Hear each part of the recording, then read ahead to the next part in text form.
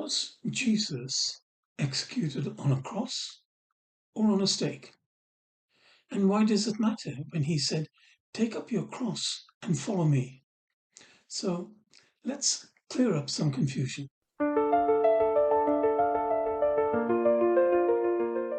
See, today the cross is the most recognized Christian symbol, but the original Greek word used in the Gospels is stauros.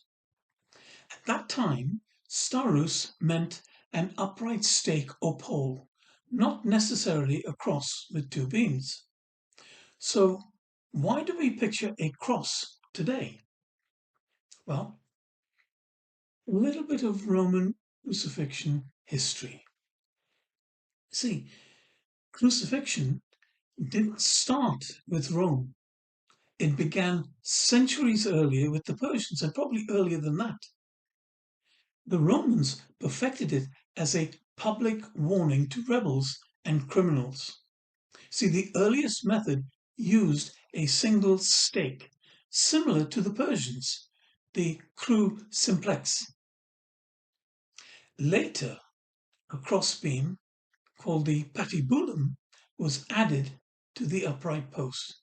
And by Jesus' time, three main forms were in use: a simple stake, the simplex, a T-shaped cross, the commissa, and the cross shape, most people we know as the immissa today. Now, the Gospels never tell us which form was used for Jesus. The cross shape became dominant later through Christian art and tradition.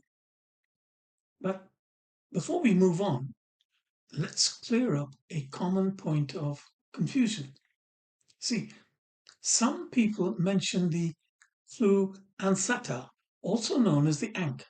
Now, this was an ancient Egyptian symbol that looked like a cross, but with a loop on the top. Now, you've probably seen it in Egyptian art, and it was held by the gods as a sign of eternal life. But here's the key. The ansata was never used as an execution device.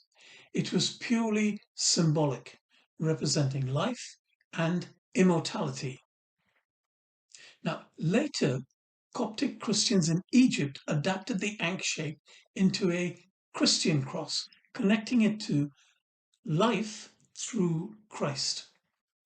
So while the ankh influenced Christian art in some tradition, it has nothing to do with the Roman cross of crucifixion. So, stake or cross? Historically, it could have been either. But Jesus' command was never about the shape of the wood.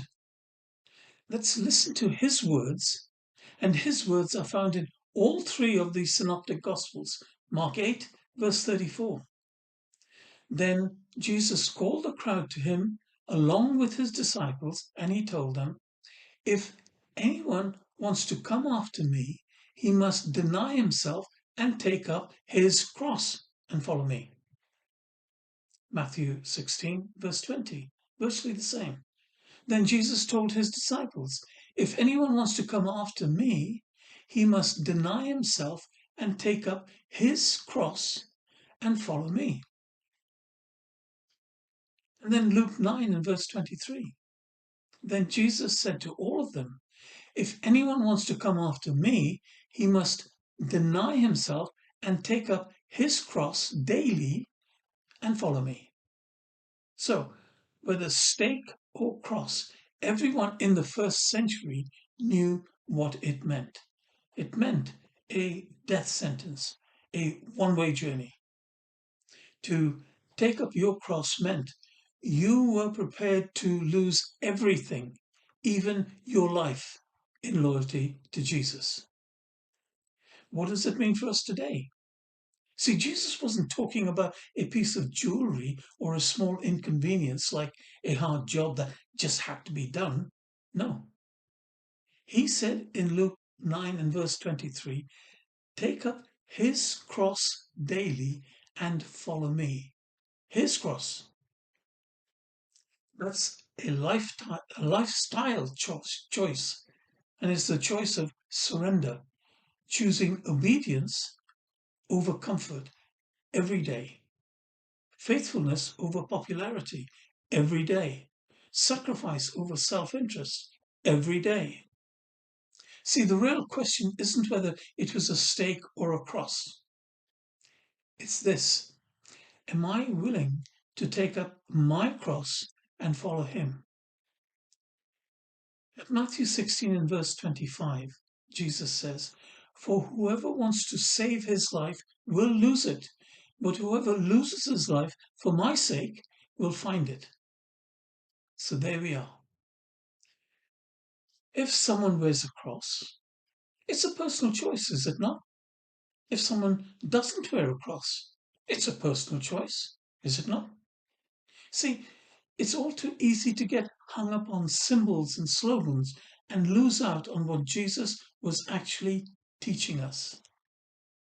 So now, in the next video, we will examine Matthew 13 and all 7 parables and get a fuller meaning of the field in which the treasure is found, all to help us more fully to understand what Jesus revealed was in his mind when teaching.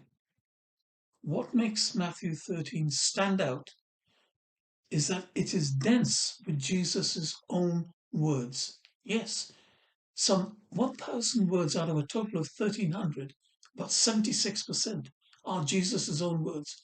So why not buy out some 15 minutes or so and read the chapter beforehand? You won't regret it. So until then, thank you very much.